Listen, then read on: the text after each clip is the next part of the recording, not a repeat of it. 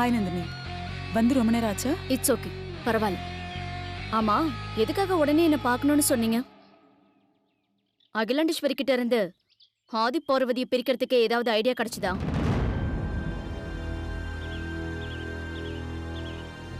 என்னாச்சு ஆண்டி? போன தடவை நம்ம மீட் பண்ணப்போ எப்படியாவது புருஷோத்தமனோட பிளானை பிரேக் பண்ணி ஆதியும் அகிலாவையும் பிரிச்சு காட்டுறதா சொன்னீங்க, மறந்துட்டீங்களா? அது எப்படி நந்தினி நான் மறப்பேன்? மறக்கிற விஷயமா அது? அகிலா கிட்ட இருந்து அந்த ஆதியை பிரிக்க ஏதாவது பிளான் பண்ணிருக்கீங்களா? அதனால உங்களுக்கு ஏதாவது பிரச்சனையா? எனக்கு எந்த பிரச்சனையும் இல்லை நந்தினி. என் பிளான் தான் ஒர்க் அவுட் ஆகாம போயிடுச்சு. இந்த புள்ளப்பூச்சி இருக்கே, அது ஏதோ ஜேம்ஸ் பாண்ட் வேலை பார்த்து அகிலாவோட மொத்த மனசையும் அது பக்கம் திருப்பி வச்சிருக்கு. என்ன சொல்றீங்க? இதை என்னால கொஞ்சம் கூட நம்ப முடியல. அந்த வீட்டுல நடக்கிற எதையுமே என்னாலே தான் நம்ப முடியல நந்தினி. அகிலாவா இப்படி மாறிட்டா? இதெல்லாம் எப்படி சாத்தியம் ஆச்சுன்னு எதுவுமே புரியாம நான் குழப்பத்துல இருக்கேன். அப்படி என்ன நடந்தது ஆண்டி? இது வரைக்கும் நான் அந்த கோவிலுக்கு போனதே இல்லை மாமா. ஏதோ கிராமத்து கோவில் மாதிரி இருக்கு.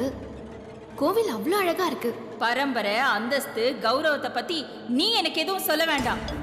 நான் சொல்லலக்கா, நீங்க தான் இதை அடிக்கடி சொல்லிட்டே இருப்பீங்க. நான் தான் சொன்னேன்ல, ஓ மாமாவுக்காக தான் இதுக்கு நான் சம்மதிச்சேன். இதுக்கப்புறம் எதுவும் பேச வேண்டாம். இது பாரு, கோவிலுக்கு வரதா இருந்தா ரெடி ஆகி கிளம்பி வா. உன்னால முடிஞ்சா நீ தடுத்து நிறுத்து.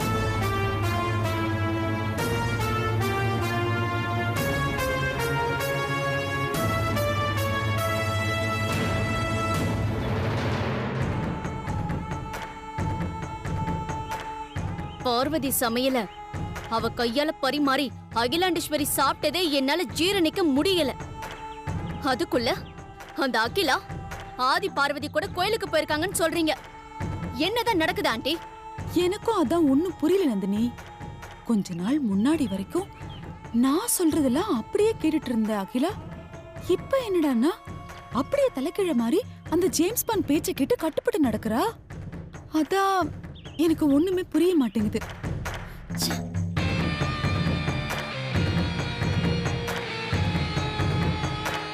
ஆண்டி, சொல்லு நந்தினி. ஆதி பார்வதி கல்யாண விஷயத்துல நம்பிக்கை துரோகம் செஞ்சுட்டதா அந்த அகிலாண்டேஸ்வரி புருஷன் மேலதான் அளவுக்கு அதிகமான கோவத்துல இருந்தா. ஆமா நந்தினி, அவ அந்த ஜேம்ஸ் பாண்ட் மேல பயங்கர கோவத்துல தான் இருந்தா. ஆனா இப்ப எல்லாத்தையும் மறந்துட்டு அவர் சொல்றதுக்குலாம் தலையாட்டிட்டு இருக்காளே. அது மட்டும் இல்லாம என்கிட்டயே புருஷனுக்காக தான் எல்லாத்தையும் சகிச்சுட்டு போறேன்னு வேற சொல்றா. இதெல்லாம் எனக்கு ஒண்ணுமே புரியல நந்தினி. ஆதி கல்யாண விஷயத்துல தனக்கு துரோகம் பண்ணிட்டு தான் ஒதுக்கி வச்ச புருஷன் மேல அகிலாண்டேஸ்வரிக்கு திடீர்னு அக்கறை பாசம் வரதுக்கெல்லாம் என்ன காரணம்? அத முதல்ல கண்டுபிடிக்கணும் ஆண்டி. அத கண்டுபிடிக்கிறதுக்காக தான் அகிலா வாயில இருந்து உண்மையை எப்படியாவது வர வச்சிடணும்னு நானே என்னென்னமோ பேசி பார்த்தனே.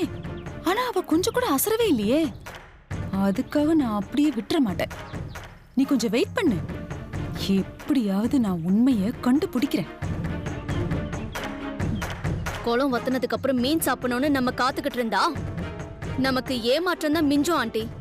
என்ன சொல்ற நந்தினி? தூண்டில்ல சிக்காத மீனை வலை வீசி பிடிக்கணும்னு சொல்றேன். அகிலாண்டேஸ்வரி வாயில இருந்து உண்மை வரலனா என்ன? அகிலா ரூம்ல தேடி பார்த்தா நமக்கு ஏதாவது துப்பு கிடைக்கும்ல?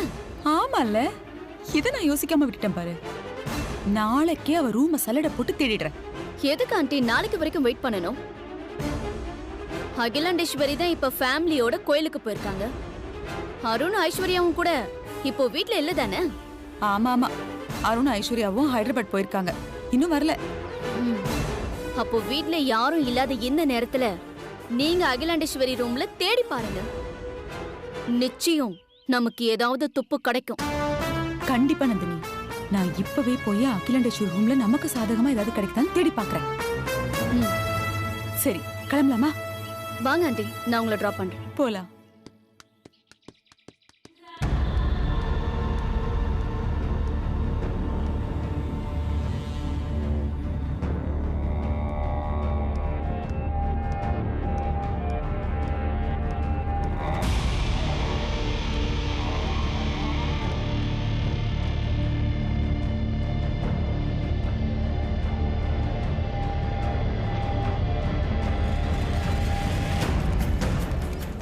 அகிலாவோட மனசை அவ்வளோ சீக்கிரம் மாத்திட முடியாதே. இந்த புள்ள பூச்சி என்னமோ தகுடு தத்துவம் பண்ணிருக்காரு.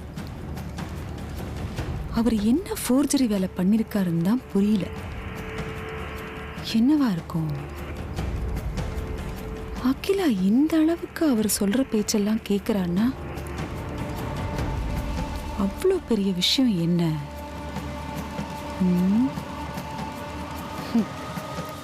எதுக்கு இன்னும் இங்க நின்று யோசிக்கிறது? ரூம்ல போய் தேடி பார்த்துருவோம். அதான் வீட்டில் யாரும் இல்லையே. போனவங்க வர்றதுக்குள்ள அந்த புதையல் எடுத்துடுறேன்.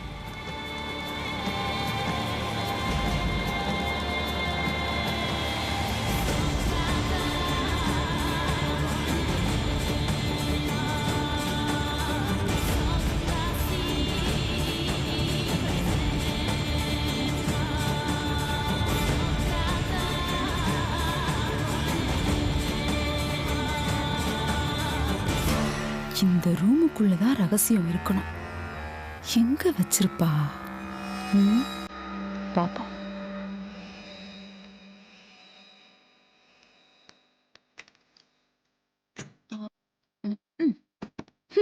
புடவையா வாங்கி குவிச்சு வச்சிருக்கா.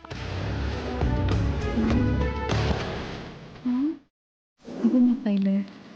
ஃபைல பாரு.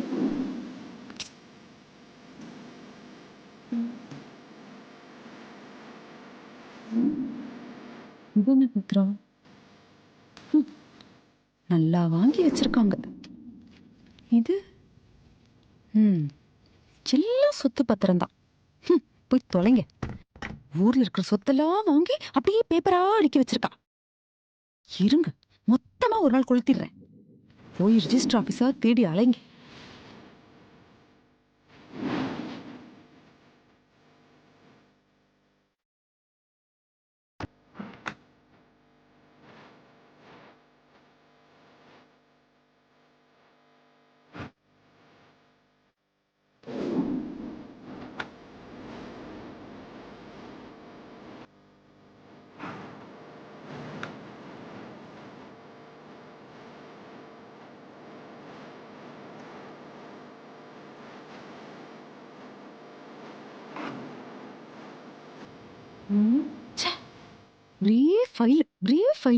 எல்லா சொத்தையும் வாங்கி இவங்க பேர்லயே வச்சிருக்காங்க.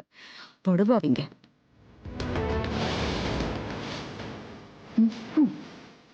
இன்னொரு ஃபைலா? இது மட்டும் என்ன சொத்தாதான் இருக்கும்.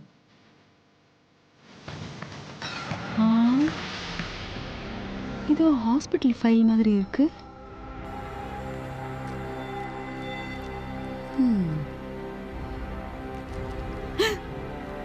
இது என்ன? புருஷோத்தமன். ஒரு வாரத்துக்கு முன்னாடி டேட் போட்டிருக்கு. ஒரு வாரத்துக்கு முன்னாடி அவருக்கு ஒன்றும் நடக்கலையே. குத்துக்கல்லு மாதிரி இங்கே தானே சுத்திட்டு இருக்காரு.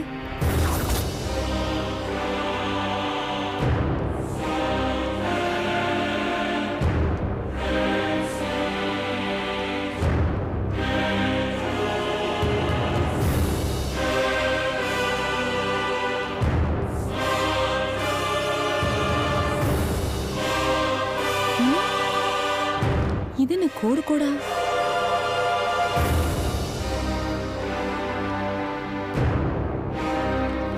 எப்படி பார்த்தாலும் புரியலையே. என்னவா இருக்கும்? ஒரு வாட்டி பார்த்தா புரியாது, இன்னொரு வாட்டி பார்க்கலாம், அப்ப புரியும்.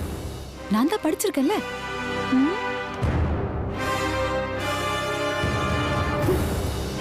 பேரு டேட்டை தவிர வேற ஒன்னும் புரிய மாட்டேங்குது. இருந்தாலும் நானும் படிச்சிருக்கேன்ல. 2 தடவை படிச்சு பார்த்தா புரிஞ்சிரு போகுது.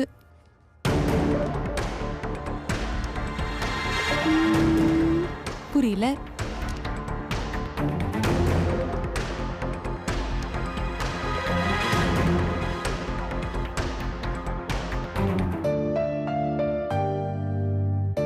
கல்யாணத்துக்கு அப்புறம் உன்னையும் பார்வதியையும் கோவிலுக்கு கூட்டு போயிட்டு வந்துட்டேன். இப்போ என் மனசுக்கு ரொம்ப சந்தோஷமா இருக்காதே. ஆனா அம்மாவுக்கு அதுல சந்தோஷம் இல்லையப்பா. பார்வதி சமையல் அம்மா எப்படி முழு மனசோட சாப்பிடலையோ அதே மாதிரிதான் அம்மா இன்னைக்கு முழு மனசோட சாமி கும்பிடலப்பா. உங்க அம்மாவை பத்தி உனக்கு தெரியாதாதே. எல்லாம் போக போக சரியாயிடும். நீங்க சொன்ன மாதிரி நடந்த சந்தோஷம் தான்ப்பா. பார்வதி,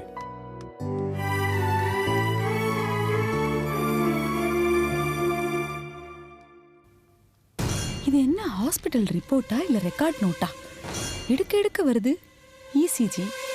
ஆனா என்னன்னு தெரியலையே. எப்படி கண்டுபிடிக்கிறது?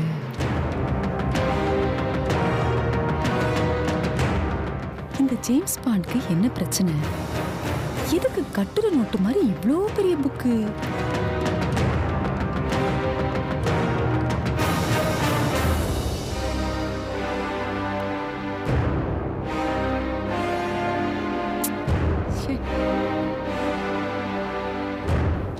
என்ன சத்தம் இது? வந்துட்டாளா? அதெல்லாம் எங்க வரப்போறா இவ்வளவு சீக்கிரம்? வனஜா, ஐயோ, வந்துட்டா போல இருக்கு. இப்ப எப்படி சமாளிக்கிறது? மோதிரத்தை தொலைச்சிருவோம், அதான் கரெக்ட். எங்க காணோம்? ஏய் வனதா, அக்கா,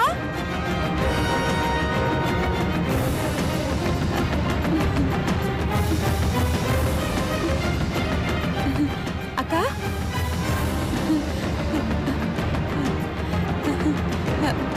வாங்கக்கா. ஐயோ, முறைச்சிட்டு நிக்கிறாளே. கோவிலுக்கு போயிட்டு வந்துட்டீங்களாக்கா? நான் வரது இருக்கட்டும். நான் இல்லாத போது என் ரூம்ல என்ன பண்ணிக்கிட்டு இருக்க? அது அது என் மோதிரத்துல ஒரு கல்லு காணும்க்கா. அதான் அது எங்க விழுந்திருக்கும்னு தேடி பார்த்துட்டு இருந்தேன். அப்போ ஒருவேளை காலையில் நான் இங்க வந்திருந்தேன்ல, அப்ப இங்க விழுந்திருக்குமோன்னு ஒரு டவுட். அதான்க்கா தேடிட்டு இருந்தேன். என் ரூம்ல தான் விழுந்திருக்கும் நீ எப்படி நீ சொல்ற? வாயால தான். வேற எங்கேயாவது விழுந்திருக்கும், போய் தேடி பாரு. அப்பா அதோட விட்டாளே. இத பார், நான் இல்லாத போது என் ரூம்க்கு வர்றது இதுவே கடைசியா இருக்கட்டும். போ வெளியே.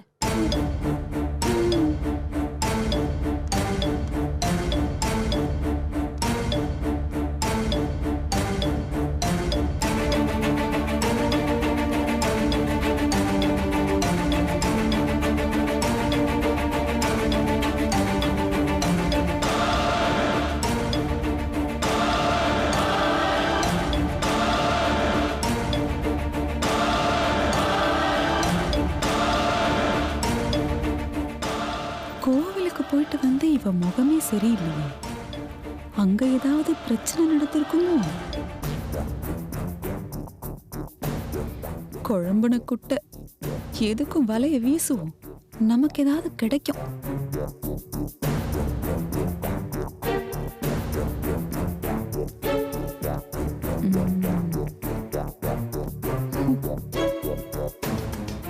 சோகமாதான் இருக்கா.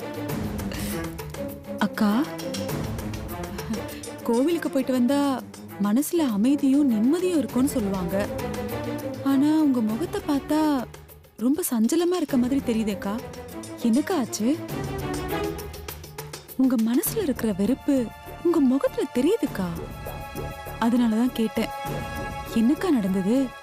உன் மாமாவோட சந்தோஷத்துக்காக தான் நான் அவங்களோட கோவிலுக்கு போகவே சம்மதிச்சேன். அதனால என் நிம்மதி தான் போச்சு. நினைச்சது கரெக்ட். கோவில் என்னமோ நடந்திருக்கு. உன் மாமாவுக்காக நான் விட்டு கொடுத்து போனேன். அவரு நான் எல்லாத்தையும் மறந்துட்டு பார்வதியை ஏத்துக்கிட்டதா நினைச்சு பூஜை மரியாதைன்னு எல்லா இடத்துலயும் அவளை கொண்டு வந்து முன்னாடி நிறுத்துறாரு. அவளும் அத ரொம்ப தான் உரிமை எடுத்துக்கிறா. அக்கா, நீங்க சொல்றதெல்லாம் பார்த்தா அந்த பார்வதி இந்த வீட்டு மூத்த மருமக மாதிரி எல்லா உரிமையும் தானே எடுத்துட்டு நடந்துட்டு இருக்கா. அதானக்கா? கோவிலா இருந்ததுனால நான் பொறுமையா சகிச்சுக்கிட்டு இருந்தேன். இதே வீடா இருந்திருந்தா நடந்திருக்கிறதே வேற. நீங்க அவ சமையல சாப்பிட்டே இருக்க கூடாதுக்கா. அதனால வந்ததா இது எல்லாமே. அதனாலதான் அவ இவ்வளவு தைரியமா நடந்துக்கிறா. அக்கா, முன்னாடி எல்லாம் நீங்க சொல்றதுக்கு கட்டுப்பட்டு தானே மாமா நடந்து பாரு. இப்ப என்னக்கா புதுசா அவர் பேச்செல்லாம் கேட்டு நீங்க கட்டுப்பட்டு நடந்துக்கிறீங்க? ஐயோ, டிரான்ஸ்ஃபார்ம்ல கை வச்சுட்டனும். கொஞ்சம் இடம் கொடுத்தா உடனே தலை மேலேயே ஏறி உட்காந்துக்குவே நீ. அதேதான். எங்க 2 பேருக்குள்ள 1000 இருக்கும். அதெல்லாம் உன்கிட்ட சொல்லிட்டு இருக்க முடியாது. முதல்ல போ, வெளியே போ. சரிங்கக்கா சரிங்கக்கா, நீங்க டென்ஷன் ஆகாதீங்க. நீங்க ரெஸ்ட் எடுத்துக்கோங்க, நான் போறேன்.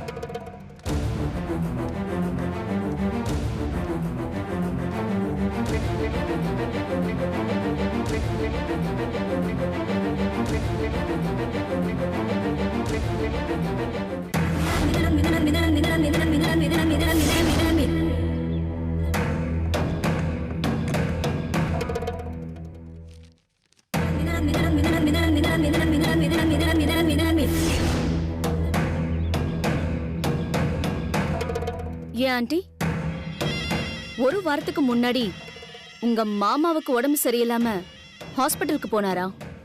அப்படியெல்லாம் ஒன்றும் இல்லையே நந்தினி. அவர் எப்பவும் போல நல்லா தானே இருக்காரு.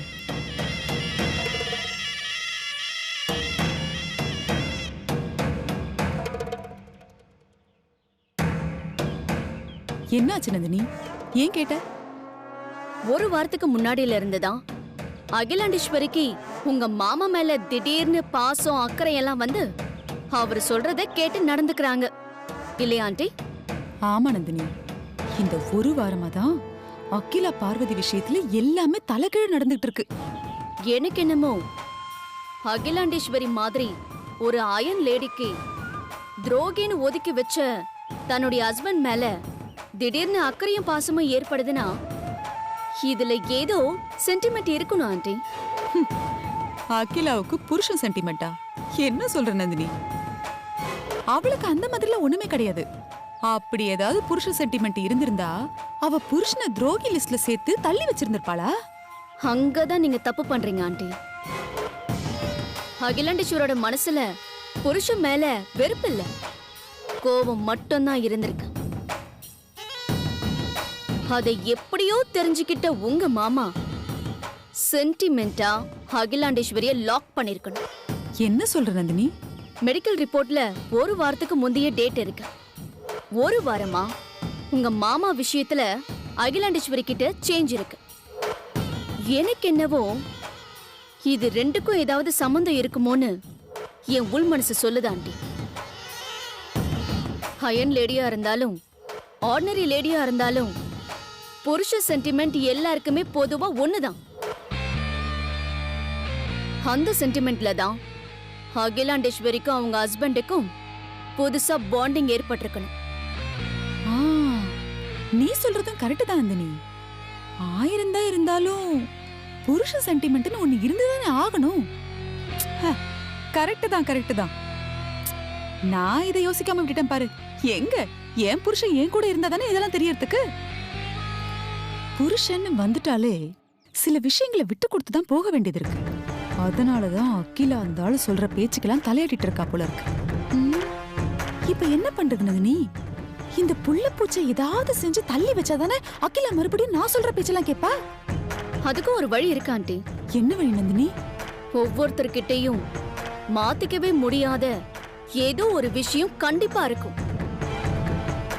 எந்த சந்தர்ப்பத்துக்காகவும் அந்த விஷயத்த யாருக்காகவும் விட்டு கொடுக்க மாட்டாங்க. யாரு என்ன சொன்னாலும் மாத்திக்க முடியாத ஒரு விஷயம் கண்டிப்பா அகிலாண்டேஸ்வரி கிட்டயும் இருக்கும். அப்படிப்பட்ட ஒரு விஷயத்த அகிலாவை செய்ய சொல்லி உங்க மாமா கட்டாயப்படுத்தினா அவங்க 2 பேருடைய பாண்டிங் நிச்சயம் உடைய வாய்ப்பு இருக்கு. சூப்பர் நந்தினி. அகிலா கிட்ட மாத்திக்கவே முடியாத குணம் அப்படின்னா இந்த குடும்ப கௌரவம், பரம்பரை அந்தஸ்து இதெல்லாம் அவ யாருக்காகவும் விட்டு கொடுக்க மாட்டா. அதை தவிர அவகிட்ட வேற எந்த வீக்னஸும் இல்லையே. அதை எப்படி கண்டுபிடிக்கிறது? ஆண்டி, நல்லா யோசிச்சு அதை கண்டுபிடிச்சிட்டா போதும். அகிலாண்டேஸ்வரிக்கும் அவங்க புருஷனுக்கும் புதுசா ஏற்பட்டிருக்கிற பாண்டிங்க உடைச்சிடலாம்.